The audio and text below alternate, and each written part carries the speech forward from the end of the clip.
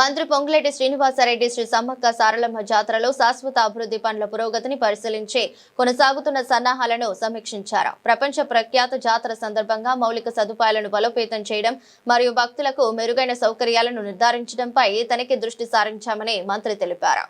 ఈ రోజు మరొకసారి సమ్మక్క సారలమ్మ రెనోవేషన్ జరిగే పనులు దేశ చరిత్రలోనే కాదు ప్రపంచ చరిత్రలో గిరిజనులు సాంప్రదాయబద్ధంగా సమ్మక్క సారలమ్మకు సంబంధించిన రెనోవేషన్ పనులు యుద్ధ ప్రాతిపదికన రైట్ టైంలో కంప్లీషన్ కి దగ్గరలో ఉన్నాయని చెప్పడానికి సంతోషిస్తున్నాను. ఈ నెల 20వ తారీఖు లోపు గౌరవ ముఖ్యమంత్రి రేవంత్ రెడ్డి గారు ఒక రోజు ముందే ఇక్కడికి వచ్చి నైట్ హాల్ట్ ఇక్కడ చేసి తెల్లవారి ఉదయం ఈ పునరుద్ధరణ పనులు ఏవైతే జరిగాయో వాటిని ప్రారంభించుకునే కార్యక్రమాన్ని కూడా చేపట్టబోతున్నామని చెప్పటానికి సమ్మక్క సారలమ్మ భక్తులందరికీ శుభవార్తగా తెలియజేస్తున్నాను.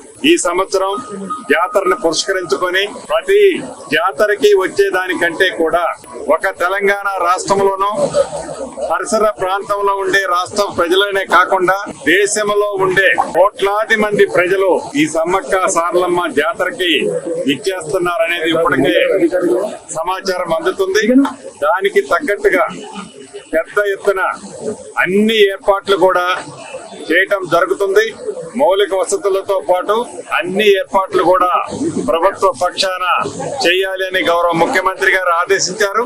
స్థానిక శాసనసభ్యురాలు సోదరిమణి సీతక్క గారు నిత్యము ఇక్కడే ఉండి పర్యవేక్షిస్తూ పనుల్ని వడివడిగా రైట్ టైంలో కంప్లీట్ చేయడానికి కృషి చేస్తున్నారు.